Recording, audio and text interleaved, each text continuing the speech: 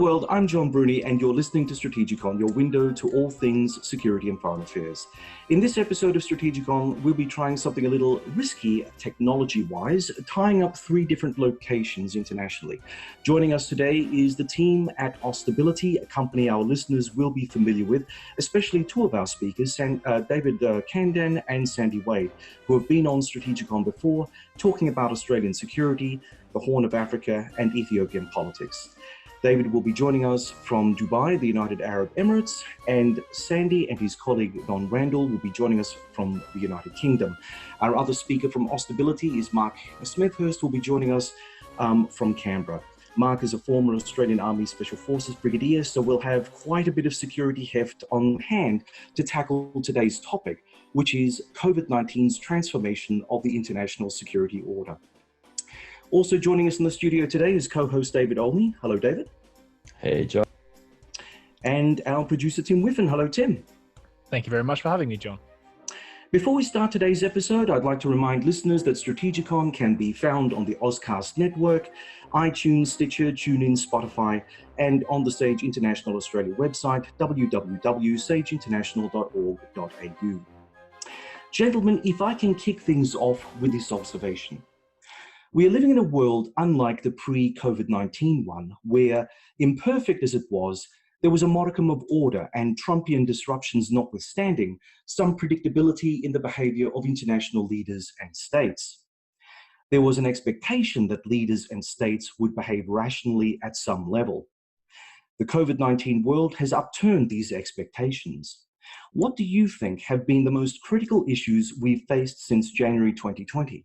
In your opinion, will things get better or worse before the year is out?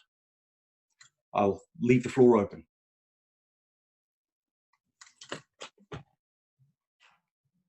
Come on, someone's going to have a crack.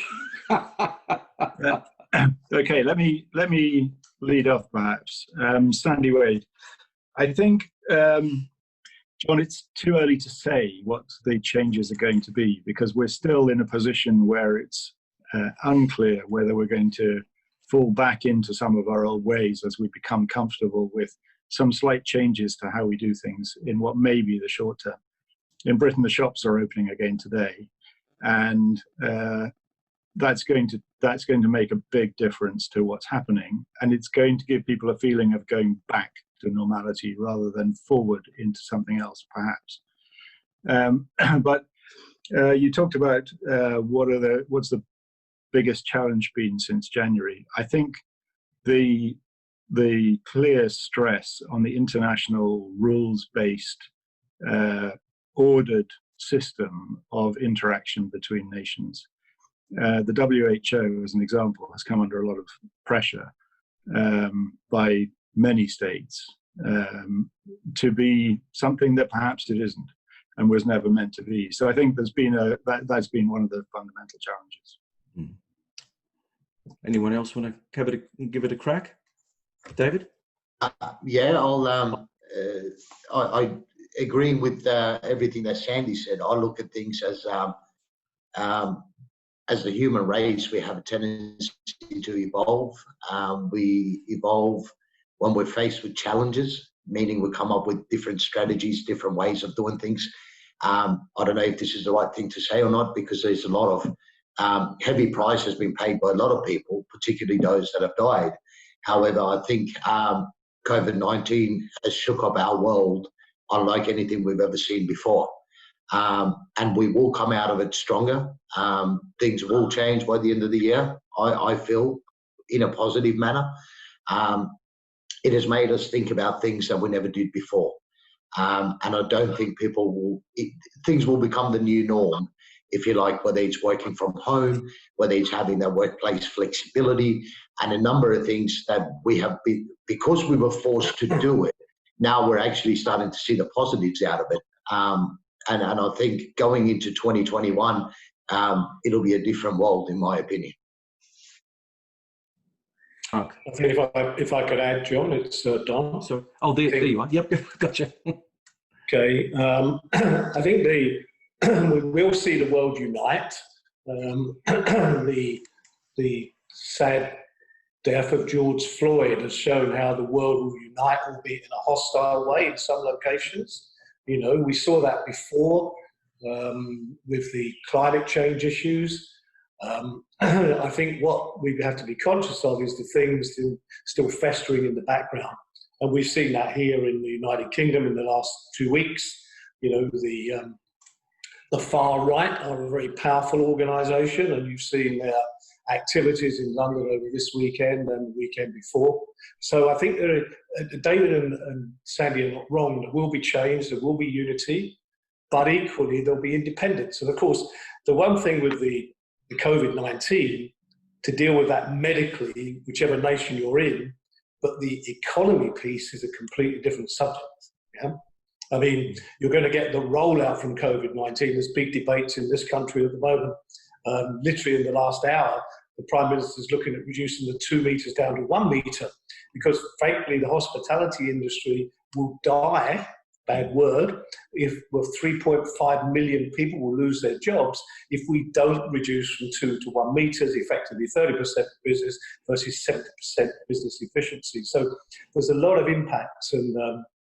And the hostility side, I think we've been relatively lucky in the United Kingdom, weather-wise, because had we not had the good weather in May that we experienced, I think things would be different. And we've seen that in the last week when the weather turned again and people were cocooned even more. Even those, some of us have been very fortunate with gardens, but you live on the 15th floor of a high-rise block and you're confined. I mean, that's hard work. We know even traveling in a hotel is hard work. So I think there's a lot of learning, and we mustn't lose sight of the issues that are going to rise. I said way back in early March, there will be hostility when this comes out for a various number of reasons, because people will lose their jobs. The furloughing in this country will stop. The redundancies will occur. And the fundamentals in my mind of crime, which is either need, greed, or just desire, the need factor will be driving a lot of issues in basic people's lives to survive. So we do see change on the horizon. Mark, you had something? It's a fascinating time, isn't it? In Australia, we've gone through some really horrendous effects of climate, particularly with the bushfires, but that's affecting globally. So if you take climate, COVID, Black Lives Matters, and the long-term financial issues, that could take 2 to 3 years to get back to full recovery.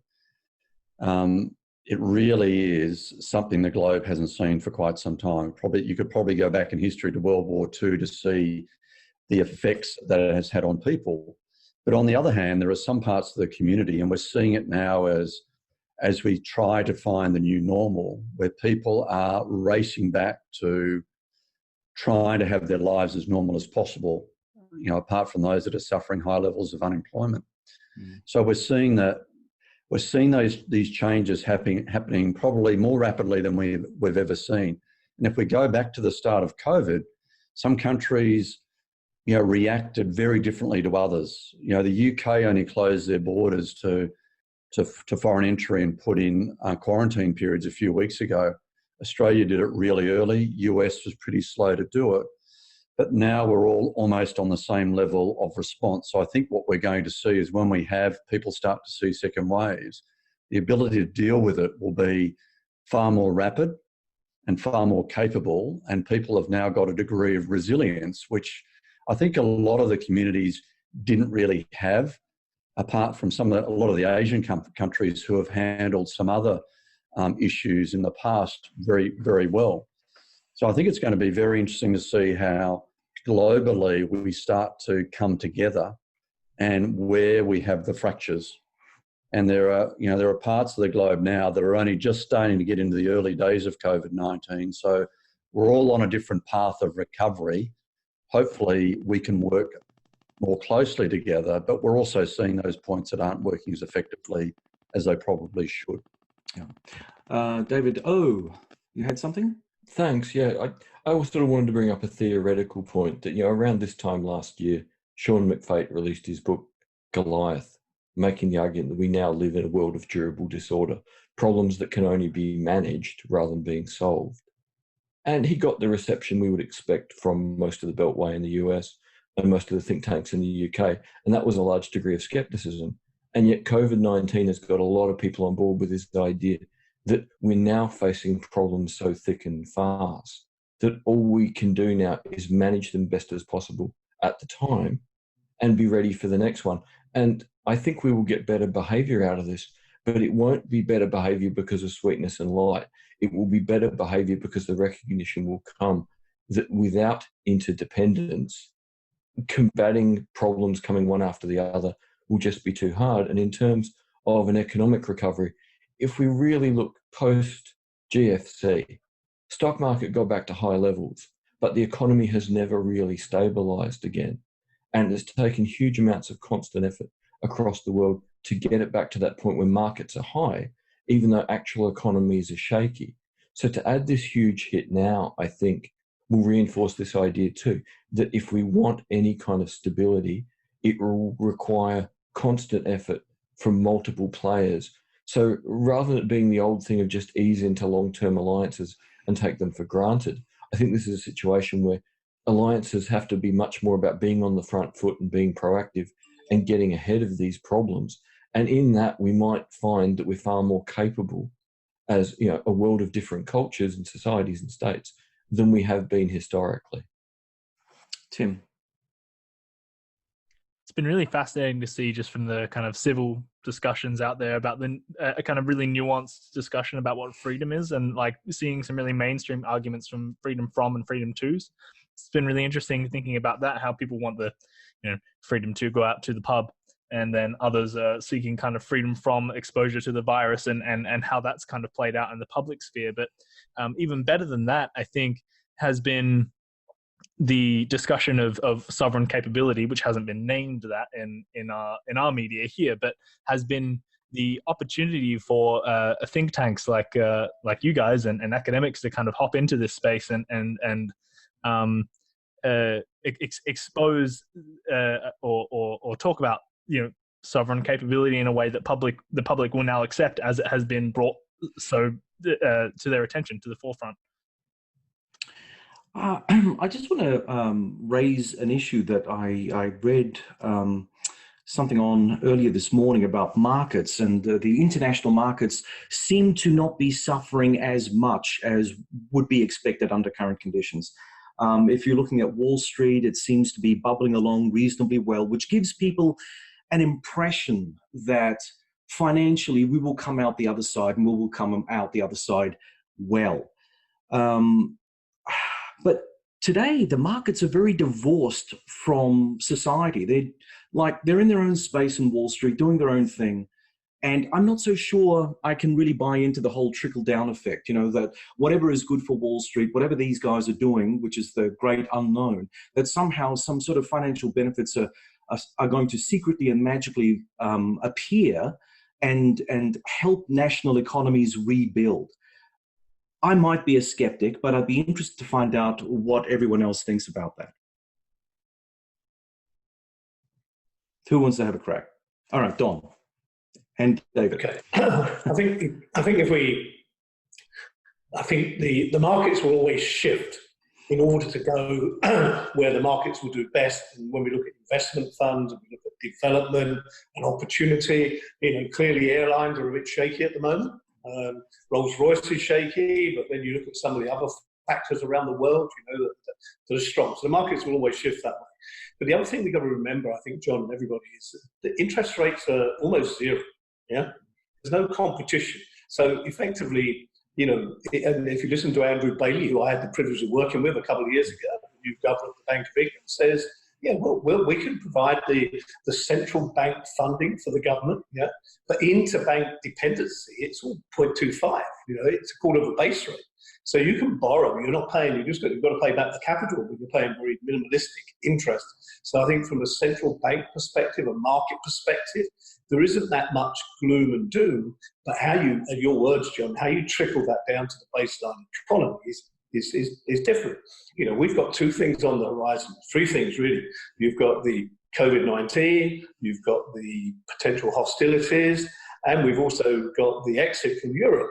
to encounter as well, all of which can have market and trade functionality in a very short period of time.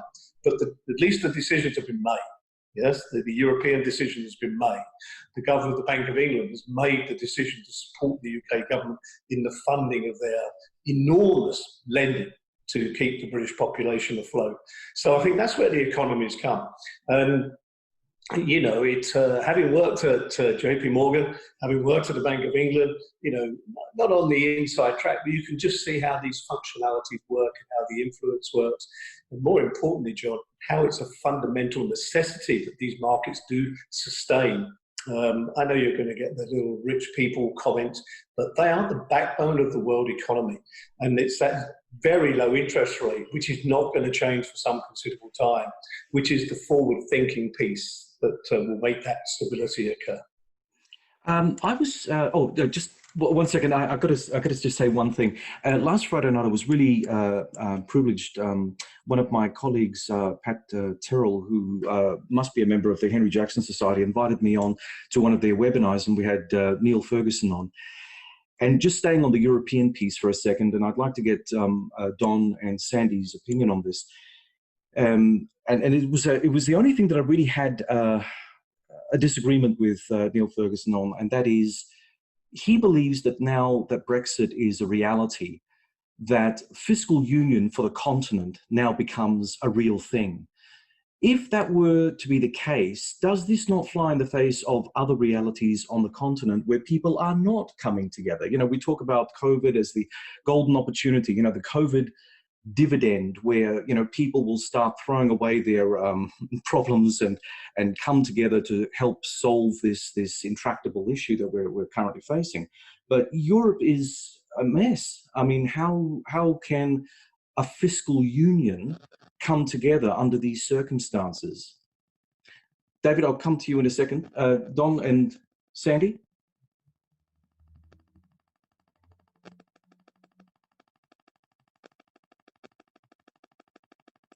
I was going to let you go first, Sandy. All right. Yeah, sorry. I was muted there.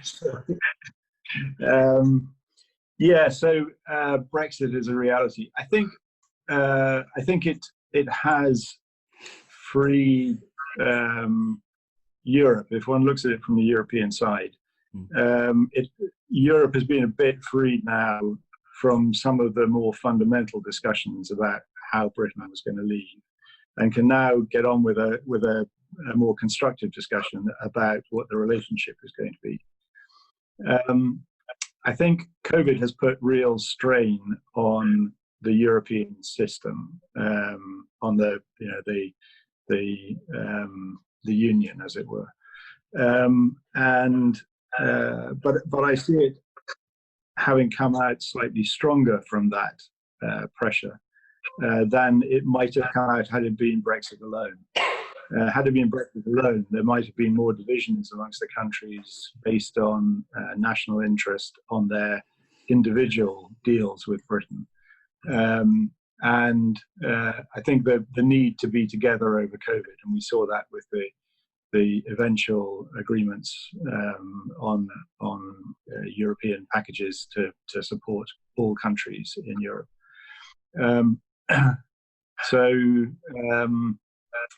I think I look at it as a bit of continuity. I really do hope that that the European Union stays together. I mean, I think Britain is going to be okay, whether it's in Europe, whether it's out of Europe.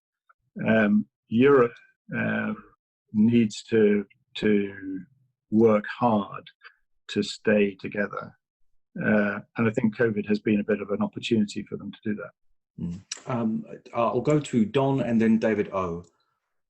Yeah, I endorse what Sandy said. I think what you have seen during the COVID period, you saw it in Italy and Spain, you've seen the uniting of the European Union, but you've seen the individuality of each of those countries, you know, both in their lockdowns and their processes. I mean, there hasn't been one European policy for COVID. Yes? There's been a European financial policy eventually emerged, but, you know, both from the lockdown perspective and the opening up perspective, you know, Italy, Greece. I mean, without being controversial, there's only three principal economies in Europe: Germany, France, and the United Kingdom. They were there, you know.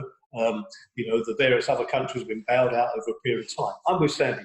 I think what will also happen with Europe is that you'll see, by virtue of the issues that have been raised on supply chain manufacturing, that some of the initiatives in Asia and the Far East will actually migrate back to Europe, because if you're running a motor company now and you're dependent on a single part from China, should you actually be offsetting that risk by going somewhere else? And I think you'll see a lot of that supply chain fracture and become less dependent on Asia and the Far East, and perhaps more centric to Europe. I also believe, as Sandy says, that the United Kingdom will survive. The biggest thing that happened was the uncertainty was removed. The principal uncertainty of in or out was removed, whether you're a Remainer or a non-Remainer, that was gone. All right, we have a little bit of uncertainty whether we get a trade deal. We will get a trade deal. We have to get a trade deal. Everybody wants a trade deal. So the uncertainty is diminishing. That's the good news. That's my a few words on that, John. David O? Just a few things, and they relate to everything that's been said. First of all, with interest rates, the fact that they're so low means that inevitably money is going to go in the market, and that this speculation will keep the money moving around. That's all very positive. The question then comes when and if interest rates rise, and there's really no reason for them to rise unless we're trying to control inflation. And at the moment, there's no reason to see inflation in the next few years.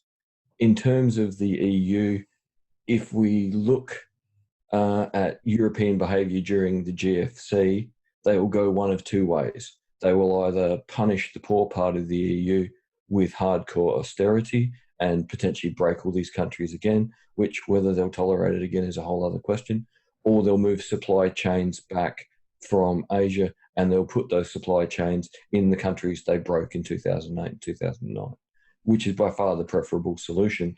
But if they don't do that second thing and fairly quickly, the German banks were not in a good situation before this. And I'd have to imagine after the money that's been spent are even in a worse situation than they were.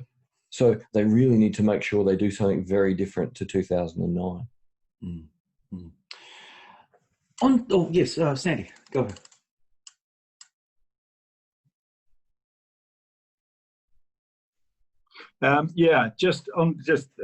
David made an interesting point about punish there.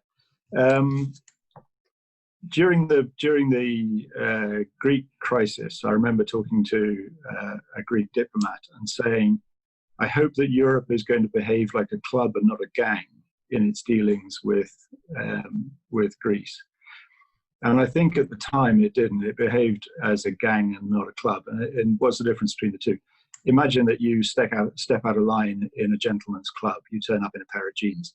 Somebody sidles up to you and says, can we lend you a pair of trousers?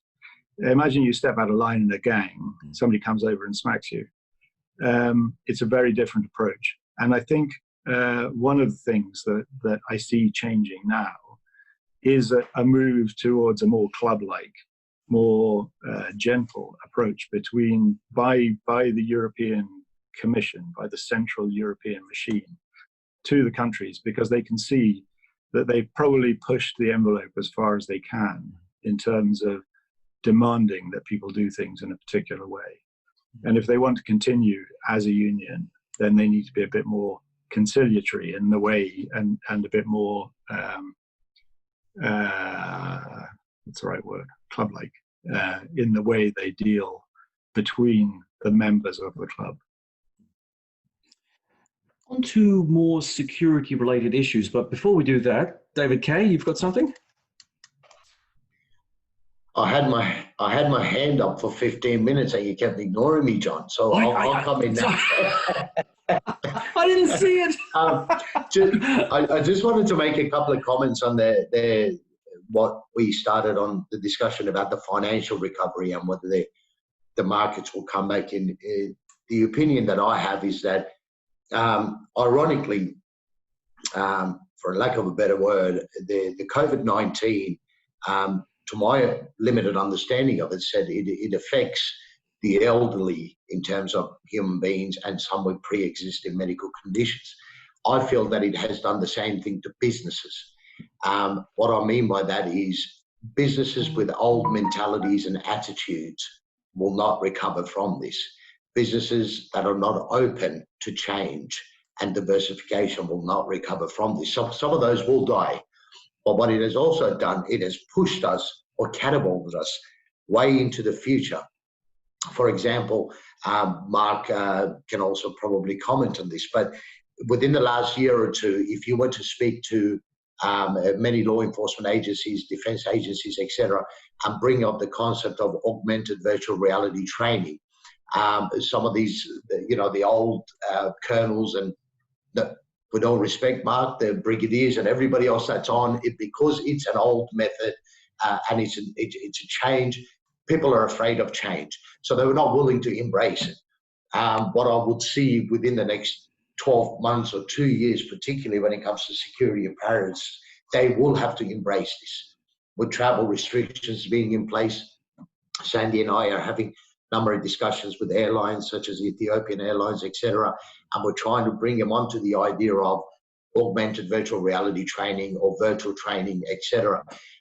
They'll have to start embracing it. That's from the Defence and National Security Agency perspective. So I think that might be a minor risk that we'll be facing there if they are slow off the starting block and in welcoming these changes. So that's one side. And from the financial side, if some of those old businesses do die, what this actually has done is created an opportunity for new businesses, particularly those around the cyber-based type of platforms, to actually grow and again catapult forward 2-3 years in advance. And those businesses will come out. Again, what that'll happen is that because these new opportunities are being presented, it will present opportunities for new waves of crime. So having businesses to be prepared to tackle what actually these new business opportunities will bring on is another challenge that, in my opinion, the world has got to open their eyes to. So it's not just, will Wall Street recover or not? It's a case of we've got to look at it as societies and see what are the businesses that are going to go out of business, the unemployment, everything else that will bring in civil unrest, crime, other levels that affects the society with it. What are the new businesses that are coming online that we're likely to see over the next 3 to 5 years? What are the security challenges they'll face?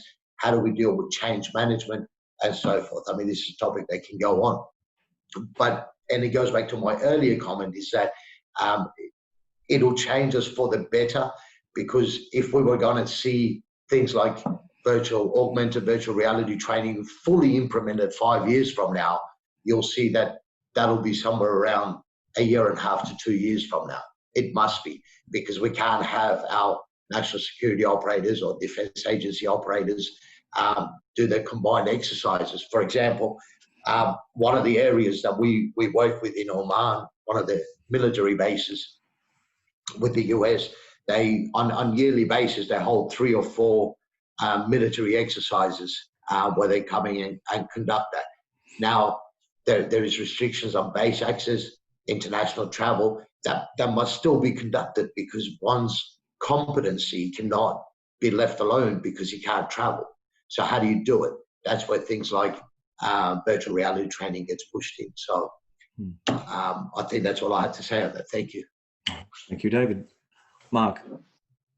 David raises some really excellent points, and I think it's going to be interesting to see what are the real lessons people take out of this, particularly government agencies that have been potentially caught off guard by their lack of communications, their robustness in the systems to deal with cyber.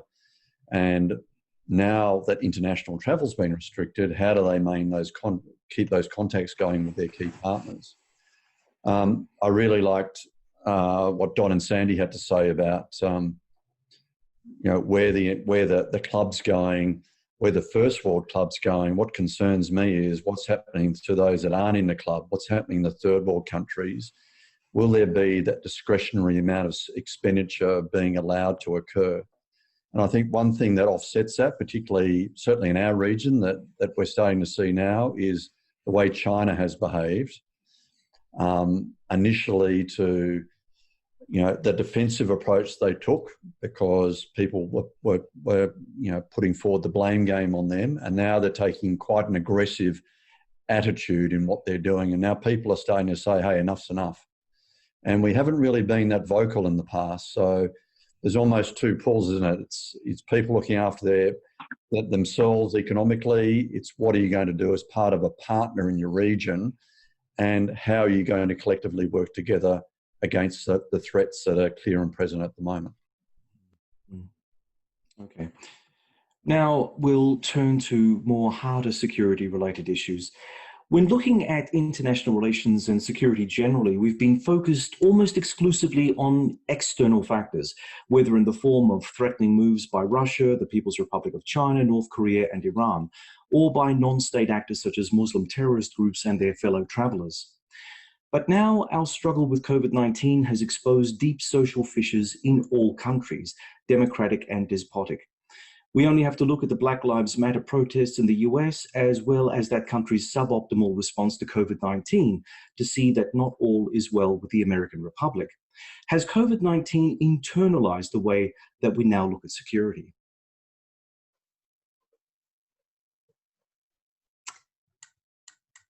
Mark, would you like to have a crack at that one first? I think that sort of follows on to what I was saying earlier. And I think the initial response is going to be look after yourself. But as we start to realise that the solutions can't be done internally, the alliance is going to be really important depending on what country you're from. Certainly the Five Eyes community, I think, will become stronger as a result of this because they need to. It's about information sharing. It's about learning the lessons that we've picked up out of Iraq and Afghanistan, and a strong alliance is much more powerful than trying to do it alone. Clearly, the results of the US election are going to be really important to see what happens in places like Korea and Germany with troop movements. But I think the general view, certainly in the senior US military, is those contacts, those relationships are inherently important to security and stabilisation. Tim, you were going to say something? No? Okay. John. Yeah, but thanks, John.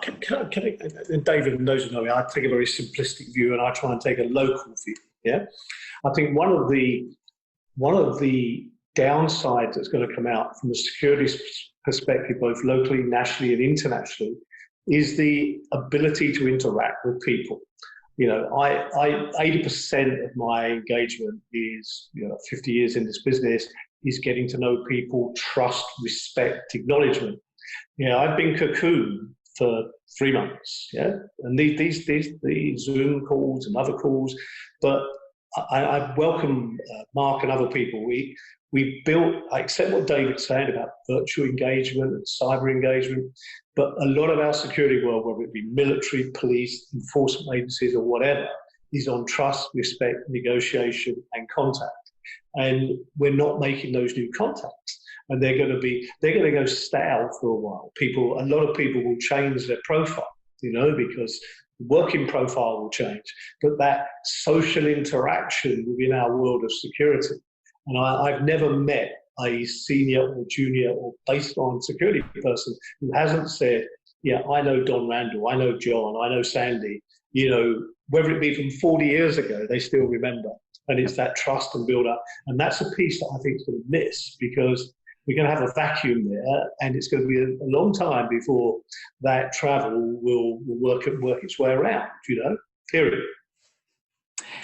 Don, I think you raise a very excellent point. And actually, going back to what David was saying about the virtual space, having lived and worked in the Middle East myself, I know that as an expat, I used to, like every other expat who lived in the Gulf, get really frustrated with local authorities' control over communications, which meant, the voice over protocol, the VoIP kind of structures. We weren't able to call back home, or if we did, you'd have to go through some guy who knew how to tunnel through their system in a very Byzantine way.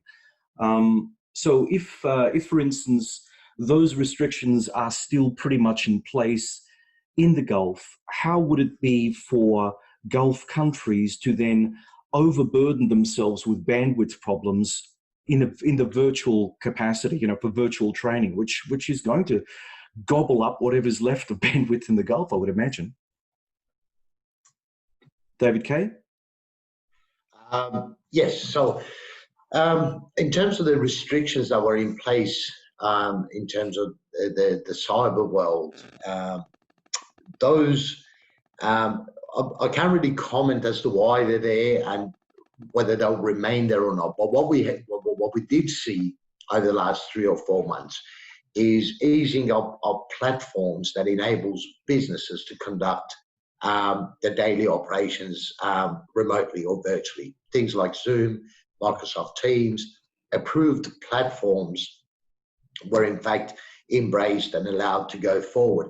I feel that the Gulf countries have a good capability in terms of the bandwidth, etc. But in terms of having that control that was in place, it was more so to, you've got to understand that places like the UAE, even though there is a lot of businesses here, it's also a very transient place, meaning that a lot of people that come here to come and work and play. And in the play part, they kind of abuse the social media platforms that's accessible to them. It's a simple case of, when in Rome, do as Romans do. They, having lived here for the past 12 or 13 years, there's a lot of expats from the Western countries that come here, but do not have that due respect that a Muslim democratic society will expect, or you've got to give it. So I think these were measures that they had to put in place in order to be able to get people to conduct themselves in a socially acceptable manner. I think moving forward with having to have interactions that requires more cyber capability, things will change. But this goes back to also a point that I wanted to explain, is that what we seem to have done, and there's a lot of people here on this call more qualified than me, but having done the analysis on the effects of COVID-19 on national security, is the minute that this COVID-19 actually hit the space in terms of people getting sick, you had hundreds of organizations running to find a vaccine for this disease. Now, what this did, this also hit the security apparatus of societies, or the security elements, or our defenses. Going back to also what Don was saying as well, it's the terrorist cells haven't gone to sleep. They're still there. They haven't disappeared. COVID hasn't. They're just trying to figure out how they're going to behave in a COVID-19 world, if you like. What we haven't done as national security agencies and defense agencies started to work on a vaccine. How do we counter that? Obviously, everything that we had in place pre-COVID-19 to defend ourselves against transnational serious organised crime, terrorism, cybersecurity issues, etc. I'm not saying it's irrelevant, no, but they need updating, and they need updating a lot quicker. But we're not even having that discussion yet. Nobody's even come out and gone, hold on a minute, let's have a look at what's happening here and how do we come up with that vaccine. So again, true to our word, I think we're behind the 8 ball. So we're just sitting and waiting. Let's see how the terrorists, for example, attack, and then we'll try and come up with a solution. I think that's probably incorrect. We should also be looking for a vaccine on how to deal with post-COVID-19 terrorism and transnational serious organised crime. I think David's not wrong. David Khandan's not wrong. But we need to, the terrorist and serious organised crime, transnational or local, haven't gone away. And if we go back to the early days of Al Qaeda, the cyber element was always one of their objectives. They just went for the more physical and have continued to go for the more physical. And COVID-19, by virtue of people's social distancing, people's social awareness, people avoiding people, people are more observant now because COVID's caused them to be observant, more cautious. So it could be we drive the terrorists into the cyber attack environment by virtue of COVID-19. And the point I made to David the other day on a call, separate calls, as we adjust because of COVID, and if you come to London now, the pathways are being widened, the roads are being narrowed, yes? There's various types. So we mustn't forget the infrastructure we put in place, which was geared to the pathways being narrow and the roads being wide. In other words, the CCTV, the ANPR, the angle of the cameras, all the stuff. So as we drive forward, rapidly drive forward with these methods to keep society safe from COVID, we have to be cognizant of what we put in place to be counter-terrorist deterrence, prevention, investigations as we move. And we have to be very cognizant of the cyber threat from a terrorist activity. Because as we know, when the various cyber attacks that have been state-driven are highly effective in dismantling organizations. You know, cyber can be highly efficient. If you go back to the early days of animal rights, John, you know, the easiest thing animal rights could do was just cut the communication wires. But instead, they put thousands and thousands of fax messages through to block the system. But if they just cut one wire, they would cut the system off. So there's a lot of activity which is simple. But the one good favour is it's not emotional. And, you know, terrorism is emotion. And therefore, the cyber is not emotional because its impact is it's not hurting people physically. So we still, you know, we don't want people to be hurt physically, but it is actually something they want to do. They want to show what can occur through physical activity versus cyber activity. But I personally believe that we will see greater, serious, organised, transnational and terrorist activity in the cyber environment taking a higher profile. Well, Don, if I could just say something here. I mean, I read somewhere this morning that the Maldives and Mozambique have been hit by ISIS recently. So I suppose, you know, they haven't quite given up on their kinetic strike capacity either. You know, they're just looking for the weak spots. And you're absolutely right. I mean, our counterterrorism measures are forming a form of deterrence. Our greater situational awareness because of COVID has also raised public awareness of what's going on around them in ways that we didn't do before. So perhaps that's a good thing for us. But we have to be forever vigilant because these guys, they will go to ground and they will come up in unexpected ways. Now, David, sorry, go on. and the technology, just look at the business technology. You know, heat-sensitive cameras, you know, people advancing their cyber for access controls so they can actually restrict people coming. There's a all these restrictions, are being reduced and they're being put in locally, which makes, you know, the terrorist reconnaissance harder to achieve. It doesn't mean to say they can't achieve it, it just makes it harder. And therefore they will look for soft targets, alternative methodologies. That's what I'm trying to say. Yeah, for sure. Gentlemen, I think that we need to have a little bit of a chat about the World Health Organization and how it responded to COVID. What are opinions? If I can start off with Mark, were you overwhelmed, underwhelmed, or anything between? Well, I think clearly it's well recognised, the World Health Organization were pretty slow to declare COVID a pandemic. A number of countries reacted well and early, and I think it caught them off guard, and it's really damaged their reputation. I think now they're very much in line with what's and taking necessary action, but I think it's going to hurt them greatly, particularly what the US have done in terms of removing their funding. But I think that's, you know, this is something that was very hard to predict.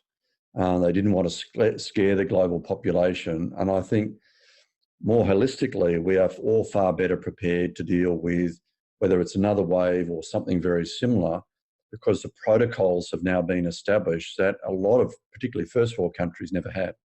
So, you know, we could argue for a long time about the merits of what the WHO actually did, but I think we're all in a better position now. Actually, it's funny you should say that. I recall that just prior to the pandemic being called, I was on radio, the ABC, and the lady who was interviewing me was really pushing the idea of me declaring it a pandemic on air. Now, having done a lot of commentary over the war on terrorism, I'm very sensitive to the fact of, you know, I don't want to instill public fear beyond what was already going on. You know, the toilet the aisles in the supermarkets were bare of toilet paper. You know, we already saw the beginnings of panic. And I thought at that time that if I were to use the pandemic word, it would just do nothing to help people really understand the gravity of what was being faced. And then, of course, as life would have it, the following day, the pandemic was declared. But, you know, it's one of those things. Who and the way that they went about their thing. Well, I mean, it's a bureaucracy, and like all bureaucracies, they're very slow to respond. And I suppose in many ways, they also were very concerned with what are they going to divulge to the public? What will it be? What will it be? How will it have meaning for people who don't really understand what this whole pandemic issue is all about? So, yeah. Well, of course, you're damned if you do, damned if you don't. If Right. they called it early and nothing had happened, Yeah. they would have been criticised. In Australia, they were predicting 50 to 150,000 people were going to die from the pandemic. Well, widely off. Mm-hmm. So every country has experienced, very different activities on the ground. And I think you just got to take a balanced approach. And if you're slow to react, you paid a price. If you're quick to react, you were in a pretty good state. But it comes back to comments that David Kay made. A lot of the death from this pandemic has resulted from underlying health issues that haven't been dealt with for a long time by many of the health systems. Yeah. David Kay, you want to have a crack at the WHO? No, I'm not one to have a crack at anybody. People in glass houses. But no, look, for me, if I'm looking at it from a business perspective, from a security perspective, I think, look, for as long as I said, it's hard for me to claim to know much about security in this audience when I have such qualified people on the call. But one of the biggest reasons for a security incident to take place is always complacency. And I feel that the COVID-19, as I said earlier during the call, shook us up in a way that globally we haven't been shaken up, at least in this generation anyway. And it really shook every element of our societies. And when it comes to security, it will make us think differently. And the positives can come out of it. Like the war taught us a lesson. We were getting complacent in the way things were, whether it was counter-terrorism measures, transnational serious organised crime, competency-based training, and the list goes on. I think positives will come out of it. Things will be different. And maybe one of the biggest things that we have learned is that you can't become complacent and say, well, look, the health of elderly people, well, we'll just put them on medication and they'll be right. That can't be the case anymore. Is that you've got to manage the issues because they can't just disappear or sweep them under the carpet. Sandy? Sandy and then Don, sorry. Yeah, so on the WHO, I think there was a mismatch of expectation between the world, who had pretty much ignored the WHO for a long time. It was raised as a name, I suppose, during the recent Ebola epidemic, and perhaps was seen to be managing okay under those circumstances. And then with COVID, clearly a totally different level of response required. Sorry, David, we can hear you now. Oh, no, we can't hear you, but we can hear Jaws. So everything that you're doing, we can hear Jaws. So I think if you mute yourself with Shift whatever Command A or something, apologies, Sandy. So I think the people's expectations of the WHO were perhaps a little bit at odds with the reality of what the WHO was as an organization. I think for all organizations and nations, there's going to be a very interesting and necessary lessons identified, lessons learned process to come. And it'll be interesting to see how that changes the form and function of the WHO and how it changes the form and function of various other organizations in the perspective of this sort of event. I think maybe one of the changes that's going to happen is people are going to look again at the sort of policy decisions around stockpiling for what are already identified as number one threats, but then end up suddenly falling down to the bottom of the pile when it comes to making decisions on stockpiling. So, and I would say PPE is probably one of the things where it was an easy policy decision to make, to say, yeah, okay, under the worst circumstances, we need this amount of PPE, but we can always buy it. So let's only stockpile a little bit of it. Maybe but we can always buy it is something people will now look at and say, we can always buy it if we have the means of making it and getting it to where it needs to be. But maybe those sorts of decisions will change. And I think if one looks into the security world, the just-in-time delivery of enough ammunition to have a conflict, somebody's going to look at some of that decision-making and policies and maybe come up with some different answers for the future there as well. Yeah. Don? Yeah, it backs into what Sandy was saying, really. But I think the two learnings, I tend not to be critical of government and international organisations, but maybe make observations. Some might call critical. I think the continuity planning, we've got to, as Sandy said, we didn't have enough. We'd all these exercises, and it dropped to the bottom of the pile. It's never going to happen. And I was talking to a senior medical person the other day, and I mean this respectfully for those who've sadly died or are seriously ill. This is not a killer virus in its own entity, right? It's a virus that kills because of other complications, albeit some people have died as a direct result. But it's not a killer disease in its own right.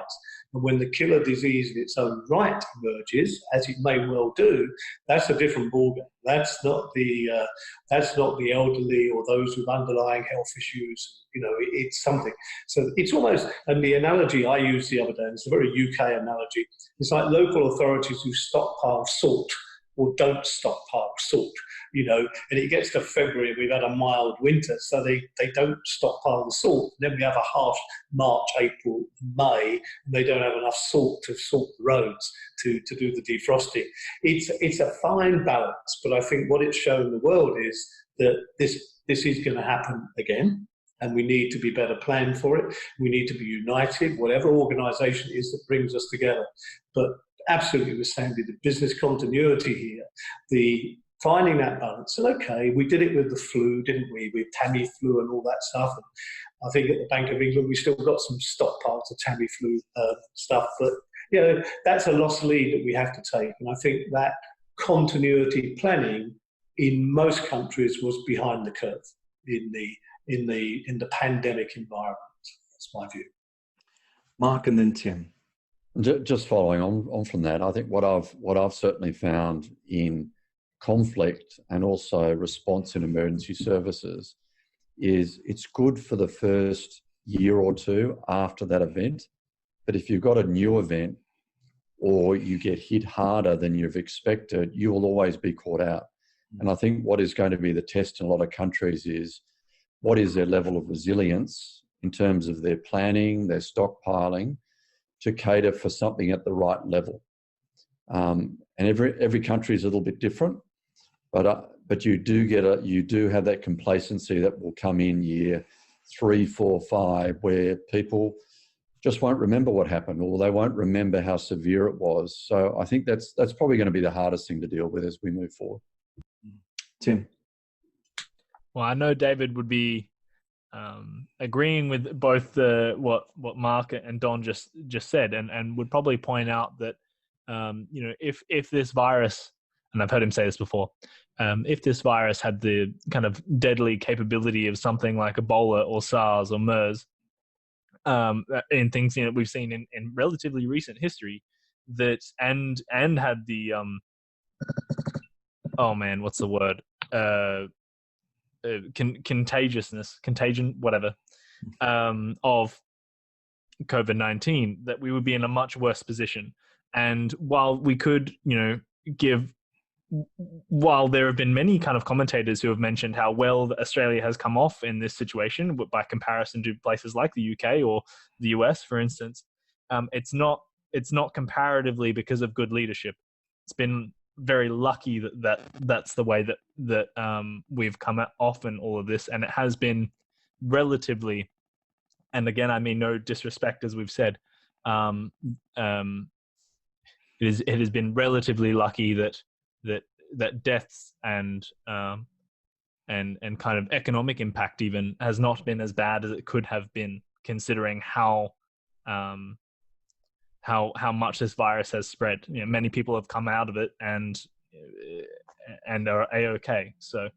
And people can be carriers without even having any symptoms. So, in that sense, it's been it's been a wake up call, and it's been a positive one. But you know, and that's a cause for celebration in terms of, you know, we can now deal with things better in the future, and we know exactly what we need to address, and that is in the public sphere, where podcasts like this can help people know what they need to demand of their governments. But it hasn't highlighted good leadership. I'll put it that way, and that's, I think, kind of reflects what David would point out. David Kay. Just one of the points that I wanted to raise again from what we have actually seen is, as what Sandy was saying as well, in terms of stockpiling when it comes to defence organisations, etc., or organisations that are working in remote areas. One of the things that personally really surprised me is that the basic enabling platform for COVID-19 is lack of hygiene or access to basic hygienic items.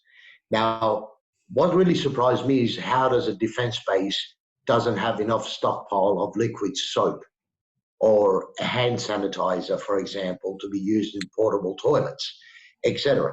So I think the one thing that it has probably taught our defence agencies is that it's okay to have budget cuts, but it's not okay to have budget cuts when it comes to basic sanitary items or hygiene. I mean, this is what our soldiers should have had access to anyway. It should have been there. It shouldn't have been the case where COVID-19 hits, the base gets locked down, you go and open up the storage area and there is no soap or enough to see you through for 2 weeks till it can actually get there. So it'll change the attitude, I feel, of our defence and national security agencies for the better, that the men and women in uniform that are actually spending their lives defending us will have access to basic things that it should have been there anyway. So again, it'll make people think that budget cuts are okay, but probably not where you need to have some liquid soap for somebody to wash their hands, which is just basic hygiene anyway. I'm wondering, David, how much of that has to do with the economic model that we've grown to know and love for the last 20 odd years. You know, this whole notion of neoliberal capitalism, the notion of just in time, it's been mentioned before. These things really have conspired to a great degree to not make countries respond in a manner more efficient than they otherwise would. Would that not be a correct assumption here? We were, again, I think we were just, it hit us in ways that no one ever thought. I'll make you an example. I have some friends here that are pilots, etc. If you go back and look at the news towards the end of last year, especially the last quarter, there was all this talk, even in Australia, everywhere on the news, about how there's a global shortage of pilots.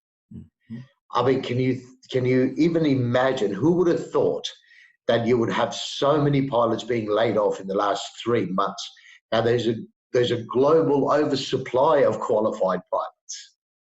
So it has hit us in ways that we didn't think. So the reason I raised that point is that one of the gaps that this highlighted was a gap in the supply chain, particularly when it comes to air freight. So our supply chain system, it was very much reliant on sea freight because we had time for everything. You could deal with 3 weeks, 4 weeks of something to get from point A to point B on a ship. But the urgency that COVID-19 brought on was that everything went on to air freight, and now there's a global shortage, for example, on air cargo planes. And how do you deal with that? So again, I think we were very complacent in, we have time. If something hits us, we'll deal with it. COVID-19 is clearly showing that no, events can take place that you don't have time. So you've got to find a balance where you're sufficiently, you can self-sustain for a couple of weeks or a month at least until supplies get to you. So things will definitely, I hope we have woken up, globally. I think Sandy's got his hand up, so I'll go quiet. Sandy. So a lot of what's been said in the last sort of 5 conversations has made me think it's made me think about Africa. Africa at the moment has got fewer deaths than Belgium. The whole of Africa, fewer deaths than Belgium.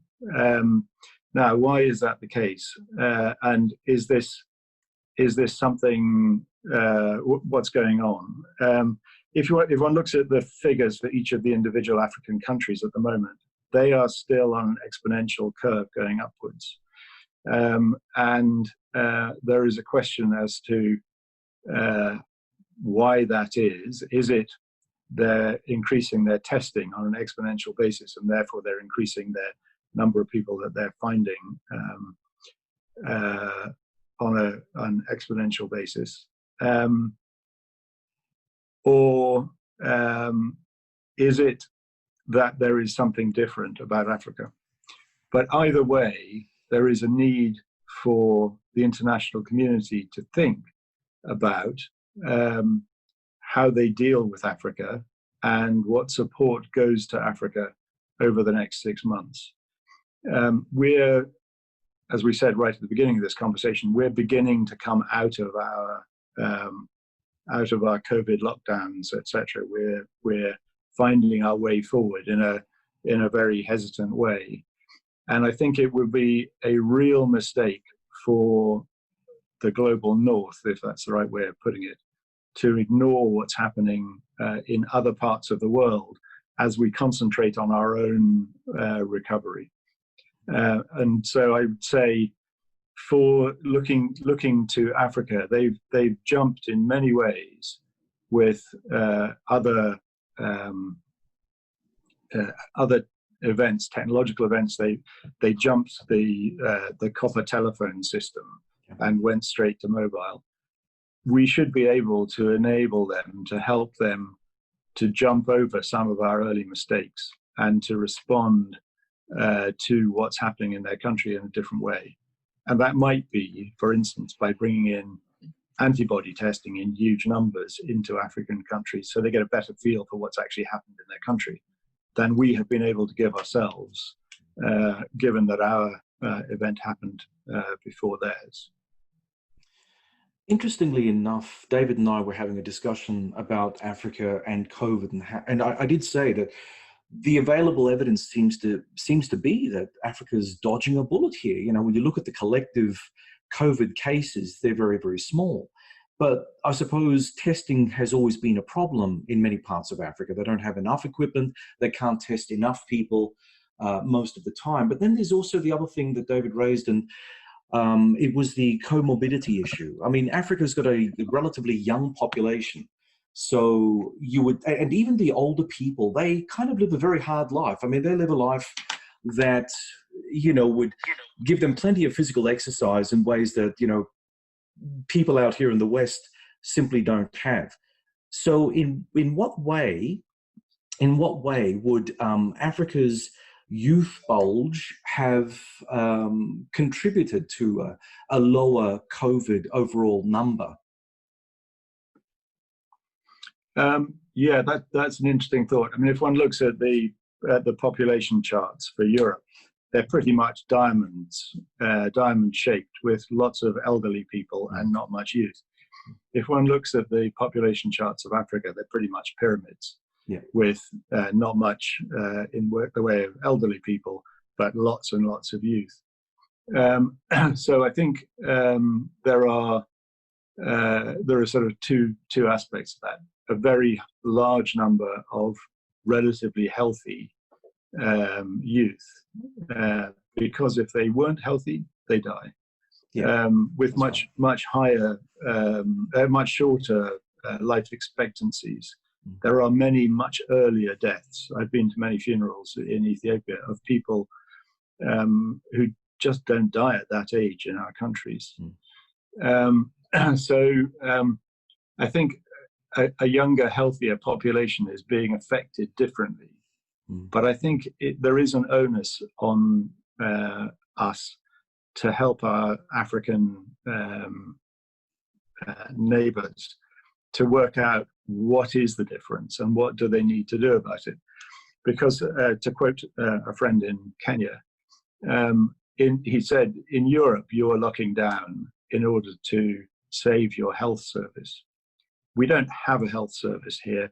What we have to do is to save our economy, because that is what provides health to our people. So there's a real danger, I think, of Africa being encouraged to follow what we did when it may not actually be appropriate. And so I go back to this issue of understanding what is happening in Africa better. And I think that's something where we collectively can help. And maybe the WHO is particularly one of the organizations that can help across Africa with that. I think one of the things that talking about the sort of rules-based international order, international organizations, one of the organizations that I think has come out of this having shown interest and I think effective interest in its members is the African Union, who have clearly looked and worked with the countries to think about what to do. So I think, again, for the international community, there are international organizations like the WHO and like the African Union, through whom one can help the African nations better understand what's going on.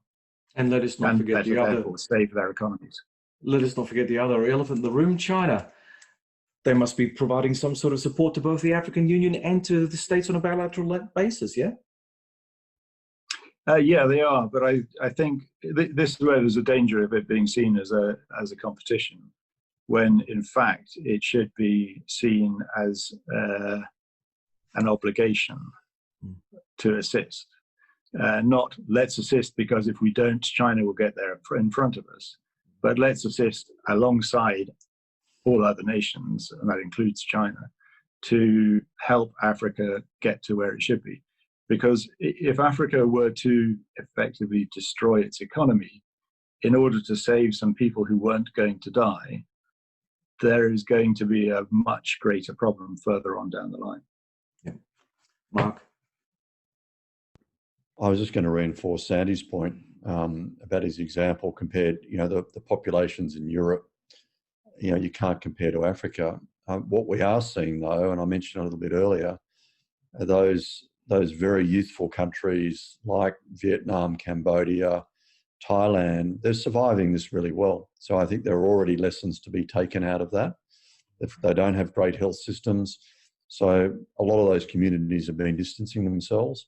The problem you're going to get is those high population areas, the refugee camps, will go through that like wildfire. So, I think there needs to be a degree of proactivity here, and there are, we've got testing regimes that allow you to know within 15 minutes of whether you are asymptomatic or not. So I think those are the sorts of things where partnering with the World Health Organization can be very proactive in countries that haven't been greatly affected but have the potential to be. Tim?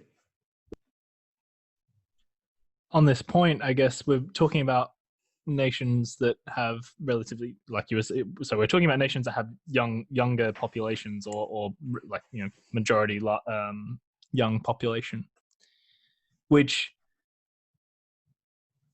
kind of has the consequences of a generation, let's say, that is going to be or growing up or has just witnessed both the global financial crisis and now the kind of COVID-19 crisis in their lifetimes, and how, if that ends up being the majority of these nations' population, how that might affect the civil unrest, I guess, within their own countries, if they're experiencing shut off from other countries now that we supplied whatever they had significant trade with, that's possibly causing them issues now. How much is the kind of, I guess, the old status quo just not kind of fulfilling for some of these countries, I guess, is my question. Do you think that that's something that we can predict about the future, that are specifically kind of young populations who have known nothing except, I guess, unsatisfactory economics? I mean, you're already talking in developing countries. Is it going to change, I guess, the trajectory of these countries now that, do you think? Open question. Let me have a think about that. So I think this is one of the dangers of leaving Africa to follow us effectively, rather than helping to lead them through what is in some way a different, but I say in some way, in an unknown way at the moment, a different event for them. I think 5 years down the line, it will be possible to look back and see that there was something different happening. And one needs to do a little bit of sort of what you might call strategic foresight, and look and see how to lead them, to help lead them to where things are going to work for Africa and for the relationship between Africa and the rest of the world. We need Africa as much as Africa needs us. I think there is a big opportunity out of this to really develop a better economic relationship between Africa and the rest of the world. And again, this is where I think, working with the African Union, one can level the playing field a bit between the two in trade terms. Sandy, I have a question, and that is, this year is going to be an election year for Ethiopian Prime Minister Abiy. How do you think he has fared so far? And has his handling of COVID-19 been competent? How would Abiy's re-election affect the Horn of Africa? Well, I think the first point on that is that part of the handling has been to declare a state of emergency. That state of emergency has pushed the election back. So the election is very likely now to be in 2021 rather than in 2020. Although I think from his public statements, Prime Minister Abiy would like still to hold the election this year, but that's not going to be possible under the current circumstances. I think it's interesting to see that he has followed the lead in a way of Prime Minister Meles in being a bit of a spokesperson for Africa. Relatively easy to do, as the African Union is on his doorstep, as it were. Easier for him to do than for some other African leaders. So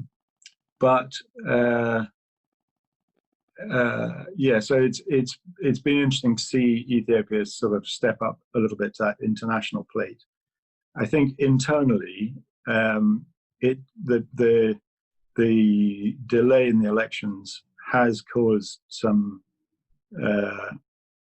concern from the opposition as to where their opportunity is going to come to take part in a democratic election. If it's not going to be this year, then where are the guarantees around it being next year, etc. But I think from Prime Minister Abiy's point of view, he's looking for a way ahead that is constructive and takes Ethiopia through his continuing transformation, as he calls it, and takes them via an election into a different political place. But I think, maybe I've said this previously on a podcast with you, Ethiopia is at in very macro terms, is at a point of deciding whether it wants to be one country or several countries. It's the only empire in the world that has remained as a country, gone from being an empire to a country. All of the others have broken up into individual countries. I feel Ethiopia is going to remain one country, but the tensions that are being seen at the moment are those tensions around how do we manage moving from an empire to a country. And the Constitution of 1994 was a step in that direction, but it wasn't a perfect step. It could never have been. And like nearly all constitutions in the world, it will eventually be amended. There will be amendments, or there will be a sort of redrafting of something. Inevitably, it's going to happen. But I think Abi's process of transformation in a very difficult political setting, difficult on his own side with the Prosperity Party, and difficult amongst and between and with the opposition, it's not one we would wish on ourselves. Yeah. Look, I think what we'll do is we'll come to a close by asking Mark a big question on Australian strategy. Mark, what of the state of the Asia Pacific? Australia, New Zealand, South Korea, and Taiwan are seen as countries that have rebounded in some way from COVID-19. Here in Australia, the Morrison government has taken cautious steps to reopen the national economy, but our relations with key economic partner China have been damaged by Canberra's insistence on making China accountable for its lamentable handling of the initial COVID-19 outbreak in Wuhan. With China weaponizing its economic ties to Australia, fighting a trade war with the US, taking a harder line against Hong Kong, and also in the South China Sea, what do you think this will mean for Australia and its regional interests in the near term? It's a pretty simple question, isn't it, John? Well, yes. I saved the best till last. I think China is making Australia squirm a lot at the moment. Yeah, it sure is. And I think what Australia's got to do is be the adult in the room. They've got to stand up. They don't need to overreact, because China is treating many other countries, US is seeing it right now, in very much the same way. I think what we need to be doing, particularly within our region, standing up, doing the right thing. That doesn't mean necessarily going against China, but it comes to that point I was raising earlier about the discretionary funds that we've got in our aid programs. The reality is they are not really discretionary. What we've got to do is maintain what we're doing. We've got to keep that personal contact going. So when travel is allowed to occur, we've got to keep the political, the military contacts up with our regional partners. And that goes as far as, South Korea as part of our alliance responsibilities. So I think it's going to be the difficulty that we will experience. 30% of our trade plus comes in and out of China. We're going to have to be very careful how we handle this matter.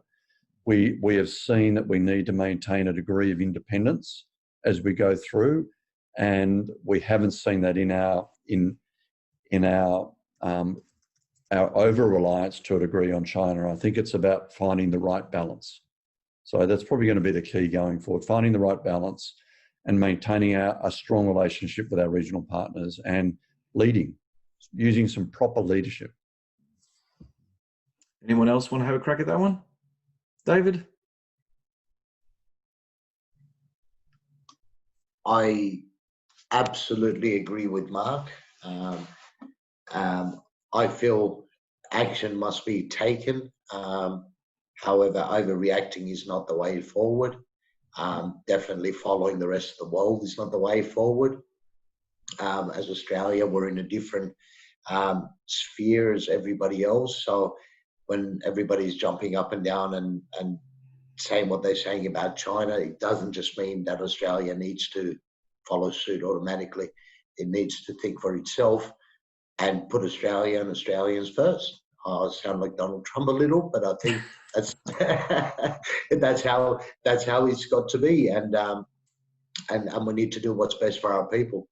And we need some smart decision makers within our government, and fingers crossed we have them there. Okay, gentlemen, that's a wrap. Thanks for joining us today and for sharing your insights on Strategikon.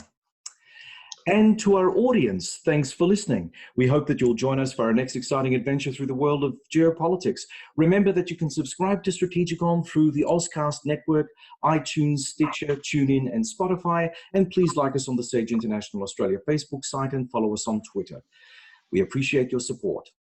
Also, please comment on any of our articles and podcasts through Facebook, LinkedIn, Twitter, and of course on the Sage International Australia site. We welcome any constructive feedback that can help improve our products, and we look forward to engaging with our followers. Also, if you would like to support Strategikon, remember to check out our merch page. We have a wide variety of items to keep the Strategikon listeners satisfied. Until next time, goodbye. That's it. Thank you very much. Thank you very much, guys. It was great having you on. We really covered a lot of ground on this one. You know that, don't you?